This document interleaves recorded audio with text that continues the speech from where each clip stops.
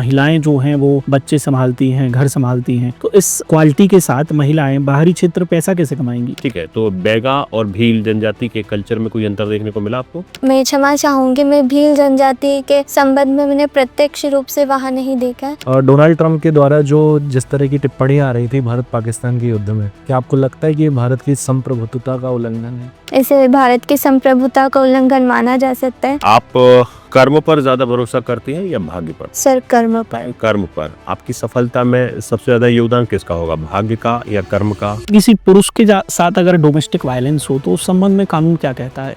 पुरुष के संबंध में सर, ठीक है, मेरा आखिरी क्वेश्चन है हिमांशी की हिमांशी आजकल हिमांशी, उसे इंदिरा गांधी राष्ट्रीय मुक्त विश्वविद्यालय से आपने डिप्लोमा हासिल किया है जी सर। महिला सशक्तिकरण और विकास में। बताएं जरा इस डिप्लोमा के बारे में, क्या सीखा आपने और क्या लगता है आपको महिलाओं को सशक्त करने की आवश्यकता है क्या सच में? जी सर, इस डिप्लोमा कोर्स से सर मैंने महिलाओं के सशक्तिकरण के लिए कुछ नई रणनीतियाँ सीखी कि हम कैसे इनोवेशन कर कर जो है महिला सशक्तिकरण की दिशा में और प्रयास कर सकते हैं।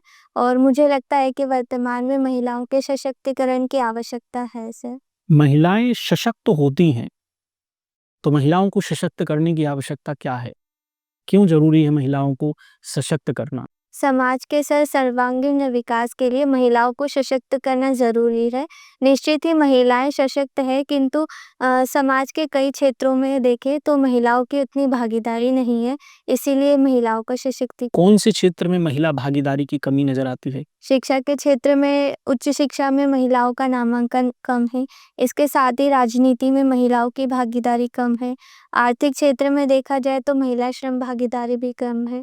इसके साथ ही सर कई अन्य महत्वपूर्ण। लेकिन जब कई एग्जाम के रिजल्ट वगैरह आते हैं, चाहे यूपीएससी की बात हो, चाहे स्टेट पीएससी की बात हो, 10th की बात हो, 12th की बात हो, मैक्सिमम जो टॉपर होती हैं वो महिलाएं होती हैं। जी सर।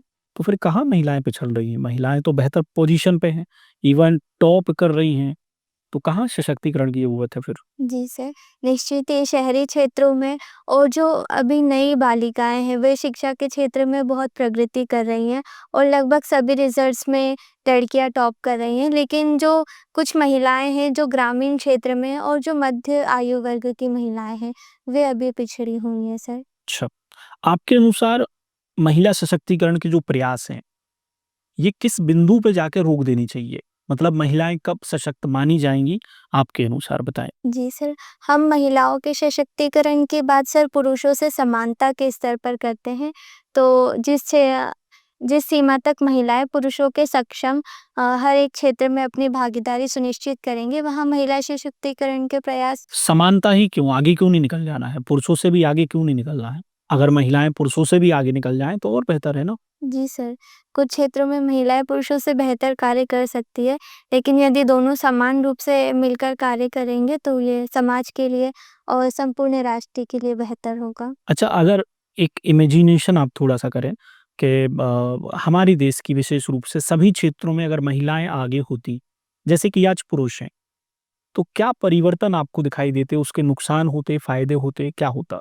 मैं सभी क्षेत्र की बात कर रहा हूँ, आर्थिक, राजनीतिक, सामाजिक, सभी क्षेत्र में अगर जो महिलाएं हैं पुरुषों के समान, मतलब पुरुषों जो जिस पोजीशन में आज पुरुष हैं महिलाओं के कंपैरिजन में, अगर महिलाएं होती तो उसके नफा नुकसान क्या होते? हम ऐसी कल्पना कर सकते हैं, यदि महिलाएं सभी जगह रहें तो महिलाओं की शिक्षा का स्तर जो है बढ़ेगा। तो यदि महिला सशक्त होती है तो परिवार सशक्त होगा और राष्ट्र सशक्त होगा। तो एक तो शिशु की देखभाल, बुजुर्गों की देखभाल और जो परिवार का ध्यान है वह महिलाएं बेहतर तरीके से करेंगी। साथ ही महिलाओं में सिर्फ समानुभूति, संवेदनशीलता का एक गुण होता है। तो वो जो जैसे वर्तमान में जो पिछड़ा वर्ग है उनके प्रति महिलाओं में ज़्यादा संवेदनशीलता रहेंगी, तो वो। एक समस्या तो यही है ना कि महिलाएं जो हैं वो बच्चे संभालती हैं, घर संभालती हैं, तो इस क्वालिटी के साथ महिलाएं बाहरी क्षेत्र पैसा कैसे कमाएंगी? जी सर, महिलाएं सर कर सकती है। वर्तमान में कई महिलाएं हैं जो अपने घर की देखभाल के लेकिन साथ। हर महिला मैनेज तो नहीं कर पाती ना, कुछ कर रही होंगी, सब तो नहीं कर सकती ना। जी सर, इसीलिए महिलाओं के सशक्तिकरण की सर आवश्यकता। तो सशक्तिकरण हो जाने के बावजूद भी महिलाएं फिर क्या घर परिवार संभाल पाएंगी बेहतर ढंग से? फिर वो कौन सँभालेगा? जी सर, निश्चित ही महिलाएँ ही सँभालेंगी, किंतु यदि परिवार द्वारा सहयोग किया जाएगा तो महिला घर के साथ बाहरी क्षेत्र के कार्यों को भी बेहतर तरीके से करेंगी। एक महिला के रूप में आपको क्या लगता है, एक महिला की सबसे बड़ी प्रॉब्लम क्या है? सर, वर्तमान में देखें तो सुरक्षा महिलाओं के लिए एक सबसे बड़ी समस्या। सुरक्षा, जी सर। कहाँ कमी है सुरक्षा की? यदि महिला घर में है तो महिला को कई प्रकार की सुरक्षा, जैसे कि घरेलू हिंसा या कई महिलाओं के साथ जो है घर में भी आर्थिक मतलब अपराध होते हैं, उनके साथ बलात्कार जैसी घटनाएँ होती हैं और बाहरी क्षेत्रों में भी देखा जाए तो वहाँ पर भी इस प्रकार की हिंसात्मक घटनाएँ बढ़ रही हैं। पर इन सब के लिए गवर्नमेंट ने ऑलरेडी लॉ बना रखे हैं, डोमेस्टिक वायलेंस एक्ट बना हुआ है, रेप पर सजाएँ मिल रही हैं। जी सर। तो ये तो मुझे नहीं लगता अब उतनी बड़ी समस्या रही होगी। सर, ये समस्या है क्योंकि इसी समस्या की वजह से कई बालिकाएँ पढ़ने के लिए ग्रामीण क्षेत्र से बाहर नहीं आ पाती है। कोई महिला रोजगार के लिए दूसरे शहर नहीं जा पाती है और यदि एक महिला के साथ इस प्रकार की घटना होती है, तो वो जिस क्षेत्र से संबंधित है, वहाँ के सभी लोगों की मानसिकता उस रूप में परिवर्तित हो जाती है और वो अच्छा, कोई लास्ट घटना बताएँ जो आपने सुनी हो इस प्रकार की, जहाँ महिलाओं के साथ डोमेस्टिक वायलेंस हुआ है? जी सर, अभी कुछ समय पहले छिंदवाड़ा की एक घटना थी जहाँ एक बालिका को के साथ 12 दिनों तक उन्हें बंदी बनाकर 7 लोगों के साथ सामूहिक दुष्कर्म किया गया था। अच्छा, किसी पुरुष के साथ अगर डोमेस्टिक वायलेंस हो तो उस संबंध में कानून क्या कहता है? पुरुष के संबंध में सर जो बीएनएसएस है, इस अधिनियम की कुछ धाराओं में प्रावधान है जिसके तहत उचित जांच। महिलाओं के लिए विशेष कानून और पुरुषों के लिए सामान्य बीएनएस में सिमटा दी जाए, ऐसा क्यों? जी सर, मुझे लगता है कि अब समय के साथ इसमें सुधार करने की आवश्यकता है और जो घरेलू हिंसा अधिनियम है, इसके तहत पुरुषों को भी लाया जाना चाहिए, जिससे कि यदि किसी पुरुष के साथ हिंसा होती है, तो वो भी अपनी शिकायत दर्ज करवा सके। पर्दा प्रथा महिला सुरक्षा से जुड़ा हुआ एक मुद्दा है क्या? जी सर, मैं ऐसा नहीं मानती हूँ कि पर्दा प्रथा महिला सुरक्षा से। आप जिस क्षेत्र में अभी कार्यरत हैं, उमरिया, वहाँ पे आपने पर्दा प्रथा देखी होगी। कब से हैं आप वहाँ पे? लगभग साल भर हो गया? जी सर, 1 साल हो जनजातीय क्षेत्र है, क्या वहाँ पर्दा प्रथा है? सर, वहाँ पर्दा प्रथा नहीं है। नहीं है। क्यों नहीं? क्योंकि जनजाति पर्दा प्रथा पर विश्वास नहीं करती है, लेकिन आधुनिक समाज में पर्दा प्रथा होता है। इसके पीछे क्या कारण है? बात जागरूकता की जाए तो आधुनिक समाज ज़्यादा जागरूक है, फिर भी पर्दा प्रथा कर रहा है। जनजातियाँ जो शिक्षित नहीं है, साक्षर नहीं है, उनमें पर्दा प्रथा का चलन नहीं है। जी सर। इसको आप कैसे देखेंगे? सर, जो जनजातीय क्षेत्र है यहाँ पर प्रारंभ से ही पर्दा प्रथा नहीं रही है और वहाँ महिलाओं को अधिक स्वतंत्रता प्राप्त है आधुनिक समाज की तुलना में, क्योंकि कई जनजातियों में मात्र सत्यात्मक व्यवस्था प्रचलित है और यहीं किस जनजाति में मात्र सत्तात्मक प्रचलित है? नाम बताएं। जी सर, मणिपुर, मेघालय की कुछ मध्य प्रदेश की बात कर रहा हूँ मैं। सॉरी सर, मुझे मध्य प्रदेश की जनजाति का। कौन सी जनजाति पाई जाती है उमरिया और उसके आसपास? जी सर, वहाँ पर बैगा जनजाति है, गोंड जनजाति है और कोल जनजाति है। ठीक है, बैगा जनजाति के बारे में 3 महत्वपूर्ण बातें बताएं आप। जी सर, जो बैगा जनजाति है सर, वो प्रकृति पूजक है और वहाँ प्रकृति के साथ सामंजस्य करके एक उनका जीवन यापन चल रहा है, जो पर्यावरण और वन्य जीवों के बहुत हितैषी है। इसके साथ ही देखा जाए तो इसे हम उनकी समस्या भी कह सकते हैं कि वे ज़्यादा आधुनिक समाज या आधुनिक व्यवस्थाओं से जुड़े नहीं हैं। विशेष पिछड़ी जनजाति डिक्लेयर करने के जो आधार है, वो क्या है? उनका भौगोलिक अलगाव, एक विशिष्ट संस्कृति, उनकी स्थिर या कम होती हुई जनसंख्या। ये आधार है, ठीक है। और आपका जो घर है जहाँ से आप हैं वो है खंडवा। तो खंडवा में किस प्रकार का जनजाति कल्चर देखने को मिलता है? जी सर, खंडवा क्षेत्र में भील, भिलाला और उनकी उपजातियाँ पाई जाती है। ठीक है, तो बैगा और भील जनजाति के कल्चर में कोई अंतर देखने को मिला आपको? सर, मैं क्षमा चाहूँगी, मैं भील जनजाति के संबंध में मैंने प्रत्यक्ष रूप से वहाँ नहीं देखा है, लेकिन मैं बैगा। आपने पढ़ा तो होगा? जी हाँ, तो उसके आधार पर बताइए। सर, इनके विवाह और मृत्यु संस्कारों में कुछ अंतर हो सकता है। ठीक है, आपने भोपाल से भी अपना स्कूलिंग की हुई है। भोपाल के आसपास किस प्रकार की जनजाति पाई जाती है? सर, मैंने भोपाल से स्कूलिंग नहीं की है, मैंने खंडवा से किया है। जो Indira Gandhi national open university थी, इनका एक सेंटर बना हुआ था खंडवा के एक कॉलेज में, तो मैंने वहीं से अपना डिप्लोमा। महर्षि दयानंद एंग्लो वैदिक हायर सेकेंडरी स्कूल, बताइए दयानंद जी के बारे में।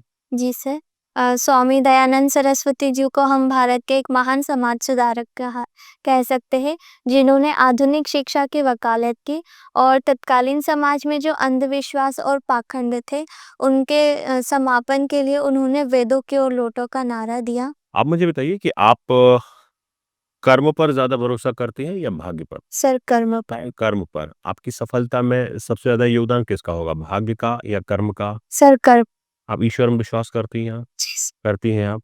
आपने ये धागा बंधा हुआ है, हाथ में जो बाँधा हुआ है ये, हम इसको क्या मानें कि आप भाग्य पर ज़्यादा विश्वास करती हैं? सर, मैं कर्म पर विश्वास करती हूँ और ये धागा एक संकल्प के रूप में है कि मुझे जो है इतने समय में इतना टारगेट अचीव करना है। मैं इसे अपने लिए एक प्रेरणा के रूप में देख कब तक का टारगेट आपने फिक्स किया हुआ है अपने सिलेक्शन के लिए? सर, मेरा इंटरव्यू 7 तारीख तक का है, तो अभी मेरा टारगेट है कि मैं 7 तारीख तक बहुत अच्छे से अपनी पर्सनैलिटी को और अपनी स्टडी को कंप्लीट करूँ, तो इस संकल्प के साथ मैंने इसे अभी पहना है। आपका डिप्लोमा महिला सशक्तिकरण से रहा है, इसलिए मैं भी इस पे थोड़े क्वेश्चंस और पूछना चाहूँगा। स्त्री, औरत और महिला, इनमें कुछ अंतर है या एक ही बात? सॉरी सर, मैं इसमें ज़्यादा जानकारी नहीं रखती है। अ, किसे महिला मतलब कौन इंसान है, किसी इंसान को महिला कहा जाता है, तो उस पे किस तरह की ज़िम्मेदारी डाली जाती है? जी सर, यदि भारतीय समाज में देखा जाए तो यदि एक महिला है तो उनसे यह अपेक्षा की जाती है कि वो घर और परिवार के सभी कार्यों को करे, बच्चों की देखभाल करे, बुजुर्गों की देखभाल करे और घर के दैनिक कार्यों को पूर्ण करे। जो इन ज़िम्मेदारियों का निर्वहन करती हैं, उसे महिला कहा जाता है। जी सर। एक इंसान की क्या ज़िम्मेदारियाँ होती हैं फिर? सर, एक इंसान की ज़िम्मेदारी मैं इस रूप में देखती हूँ कि यदि वह समाज में है, तो समाज के प्रति उसके कुछ कर्तव्य हैं, वह उनका पालन करे। इस पर्यावरण के द्वारा उसे जीवन के लिए महत्वपूर्ण चीज़ें दी जा रही है, तो वह इस पर्यावरण का संरक्षण करे। किसी देश का नागरिक है, तो उस वहाँ के कुछ देश के प्रति उसके मूल कर्तव्य है, उनका पालन करे। एक इंसान के सिर्फ़ बहुत से कर्तव्य हो सकते हैं, परिवार के क्षेत्र में, समाज के लिए, राष्ट्र के लिए। तो कोई व्यक्ति जो है वो इंसान के रूप में अपनी क्षमताओं को अधिक रियलाइज़ कर सकता है कि या महिला के रूप में? सर, इंसान के रूप। इंसान के रूप में। तो आप अपने आप को क्या देखती हैं? पहले इंसान मानती हैं कि पहले महिला मानती हैं? सर, पहले इंसान मानती। और महिला भी मानती हैं?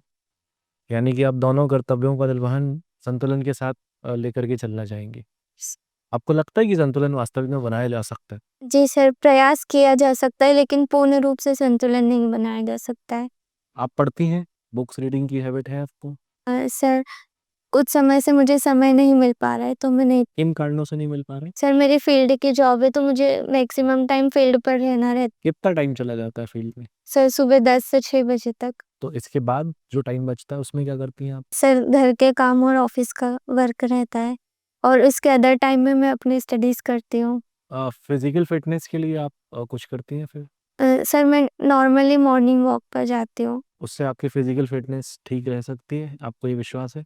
सर, उसके अलावा मुझे लगता है कि मुझे फील्ड पर गाँव में, खेतों में बहुत चलना पड़ता है, तो मेरा मतलब रेगुलर 4 से 5 किलोमीटर पैदल चलना हो जाता है, तो मुझे लगता है कि उससे मैं फिज़िकली फिट रहती हूँ। करंट अफेयर्स पढ़ना पसंद है आपको? जी सर। अभी इस समय पे जो वर्ल्ड के कंटेम्पररी इश्यूज़ हैं, क्या उन पे हम बात कर सकते हैं?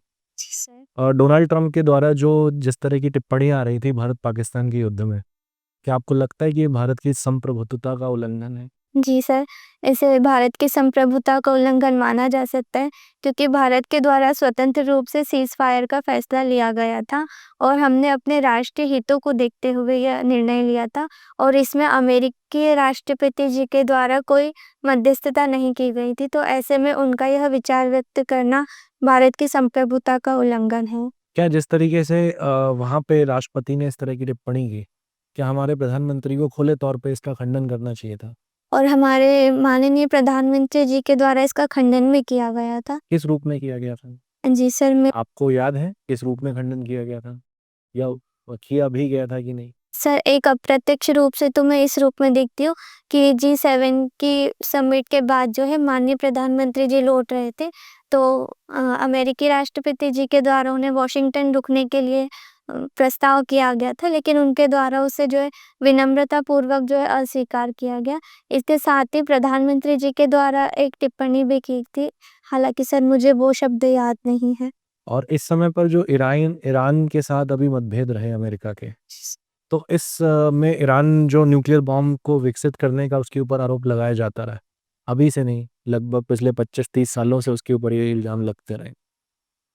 क्या आपको ये कदम नैतिक लगता है कि कोई देश किसी दूसरे देश की सीमा में घुस करके उसे कोई भी ऐसा कार्य ना करने दे, जो उस देश का दावा है कि अगर इस तरह का कार्य पूरा होता है तो वो अधिक सुरक्षित हो जाएगा? तो क्या ये दूसरे देशों को अधिकार है कि वो दूसरे देशों में घुस करके उनकी सारी फैसिलिटीज़, उनके सारे रिसर्च को तबाह कर दें? ऐसा किसी देश को अधिकार नहीं है, क्योंकि कहीं न कहीं हम देखें तो ये ईरान की संप्रभुता का उल्लंघन है। लेकिन वर्तमान में जो परिदृश्य है उसके अनुसार देखें तो ऐसा भय था इज़राइल को, यदि ईरान के द्वारा परमाणु हथियार बनाया जाता है तो यह इज़राइल पर हमले के लिए ईरान सक्षम रहेगा और वहाँ पर जो है काफ़ी मानव और अन्य नुकसान रहेगा। इस वजह से उन्होंने यह कदम उठाया। हालाँकि यदि ईरान के द्वारा परमाणु बम बना लिया जाता है तो उस क्षेत्र में एक शांति स्थापना हो सकती है। ईरान के परमाणु बम बनाने से उस क्षेत्र में शांति की स्थापना हो जाएगी। दुनिया में अगर कई देशों के पास परमाणु बम या सभी देशों के पास परमाणु बम आ जाए, तो क्या सब देश शांत हो जाएँगे? सभी देश शांत तो नहीं होंगे, लेकिन जहाँ तक मुझे मेरा मानना है कि एक शक्ति संतुलन की अवधारणा काम कर आपको नहीं लगता कि जितने देशों के पास परमाणु बम जो है उसकी संख्या बढ़ेगी, उतना ही ज़्यादा इसके उपयोग होने की संभावना भी बढ़ जाएगी? जी सर। तो फिर आप ईरान के पक्ष में किस तरह से हैं? जबकि आप जानते हैं कि ईरान और सऊदी के बीच में भी संबंधों में खटास रहती है। ईरान-इज़राइल के संबंधों में खटास रहती है और अक्सर इज़राइल सारे युद्ध जीतता आया है। तो उस क्षेत्र में परमाणु बम के उपयोग की संभावना आपको नहीं लगता कि बढ़ जाएगी या शांति स्थापित हो जाएगी? सॉरी सर, मैं इस पर ज़्यादा सोच नहीं पा रही हूँ अभी। ठीक है, मेरा आखिरी क्वेश्चन है हिमांशी कि हिमांशी आजकल कौन-सी अपनी कमियों पे कार्य कर रही हैं? सर, मुझे अभी लग रहा है कि मैं जो है पढ़ाई में ज़्यादा समय दे रही हूँ और किन मूल्यों के स्तर पर किन कमियों पे काम कर रही है? जिससे मैं अपनी संवेदनशीलता पर नियंत्रण रखने की आप अत्यधिक संवेदनशील हैं। नहीं सर, मैं संवेदनशील हूँ परिस्थितियों के अनुसार और मैंने इसमें काफ़ी हद तक सुधार कर दिया है। सुधार क्या किया है? क्या आप अत्यधिक संवेदनशील थी या कम संवेदनशील थी? सर, मैं संवेदनशील थी, मतलब मुझे कई बार अपने हल्के में लगा कि मैं लोगों की समस्याओं को लेकर ज़्यादा संवेदनशील होती हूँ और अपना व्यक्तिगत जीवन भूलकर उनके कार्यों में ज़्यादा मतलब अपनी सहभागिता करती हूँ। इससे मुझे कई बार जो है व्यक्तिगत जीवन में समस्याओं का सामना करना पड़ता है और कई बार मुझे ये भी लगा कि मैंने जिन पर विश्वास किया है, वे व्यक्ति सक्षम थे और उनके द्वारा मुझे गलत जानकारी दी गई।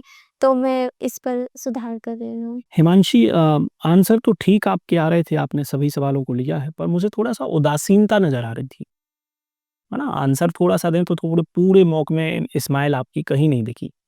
थोड़ा उसको इंटरेस्टिंग बनाएँ और बोर्ड बहुत ध्यान से आपकी बातें सुनें, उन चीज़ों पे थोड़ा-सा गौर करें। बड़ी उदासीनता-सी आपके फेस पे दिखती है ना? तो वो ना दिखाएँ, आंसर आपके ठीक आ रहे थे। हाथ को बाकी खोल के रखें, खोल के बैठें, बाँध के ना रखें, सही है। कुछ जगह थोड़ी-सा मुझे तार्किक आंसर नहीं मिले। जैसे मैंने एक सवाल पूछा था कि जिस पोज़ीशन पे आज पुरुष हैं, वहाँ महिलाएँ होंगी, तो उसके नफ़ा-नुकसान मैंने पूछा था, लेकिन आपने उत्तर कुछ अलग ही दिया उसका। तो प्रश्न को जो पूछा जाए उसी के अकॉर्डिंग उत्तर दें, अनावश्यक चीज़ें नहीं। अदरवाइज़ ठीक है, उदासीनता थोड़ी-सी हटाएँ, तो आपका अच्छे आंसर आपके आ रहे थे। ठीक है? ओवरऑल बढ़िया था, आपने अच्छा कम्युनिकेट किया, अच्छा इंटरैक्ट किया। बस वही है थोड़ा-सा वही इंटरेस्टिंगली जैसे सबने स्माइलिंग फेस थोड़ा-सा। थोड़ा-सा स्माइली फेस, बहुत ज़्यादा नहीं, बहुत थोड़ा-सा। दूसरी बात आपने महिलाओं को मुझे लगता है कि उनके ऊपर और भी दबाव डाल दिया है कि वो घर का भी काम सँभालें प्लस बाहर का भी सँभालें। सिर्फ़ महिलाएँ कर सकती है। तो क्या ये ज़रूरी है करना? उनकी व्यक्तिगत इच्छा पर से निर्भर करता है। नहीं, कर तो सकती हैं, कर तो पुरुष भी सकते हैं, पर ये अतिरिक्त दबाव महिलाओं पर ही क्यों? तो उसमें मुझे लगा कि ये बहुत ज़्यादा वही सोशल स्टिग्मा में जा रहा है ये चीज़ें, जिन मुद्दे और ये मुद्दे काफ़ी चर्चित भी हैं। अभी इस पे एक मूवी भी आई थी, जिसमें और ये समस्याएँ भी हैं काफ़ी अपने आप में, कि महिलाओं को घर के काम भी करने पड़ते हैं, बाहर के भी, इस वजह से उनमें स्ट्रेस इतना बढ़ जाता है कि अक्सर उनको नौकरी भी छोड़नी पड़ जाती है या वहाँ पे वो एफिशिएंट नहीं हो पाती। तो ये एक चैलेंज भी है अपने आप में बहुत बड़ा। कर तो सकती हैं, लेकिन कर तो पुरुष भी सकते हैं। तो वहाँ पे आपका फ़ोकस थोड़ा-सा ज़्यादा रहा ना? सर, तो यहाँ पर क्या मुझे आंसर करना चाहिए? समानता का मतलब है कि सभी कार्यों में भागीदारी। और ये इसमें जब तक मैटर अगर बायोलॉजिकल नहीं है, बायोलॉजिकल ना होकर के अगर मैटर सोशल है, पॉलिटिकल है या फिर पारिवारिक है, तो इन सभी आयामों में दोनों की सहभागिता बराबरी से ज़रूरी है। और इसी स्थिति को अगर समाज प्राप्त कर ले, तो हम कहेंगे कि महिलाओं का और पुरुषों का समान रूप से सशक्तिकरण हो गया है। तो जितने भी बायोलॉजिकल पक्ष हैं, जैसे बच्चे को जन्म देने का मामला, उसमें सहभागिता नहीं हो सकती। मतलब ऑब्वियस सी बात है, उस पेन से और पालन-पोषण की प्रक्रिया से एक महिला को ही गुजरना है, लेकिन बाकी सभी आयामों में सहभागिता की आवश्यकता है ना? तो फिर ये चीज़ है। बाकी ठीक था, ओवरऑल बहुत अच्छे आंसर्स आ रहे थे। कॉन्फिडेंट थी आप, आपके आंसर्स में एक ठहराव था, बहुत अच्छा था। बस थोड़ा-सा बस, है ना?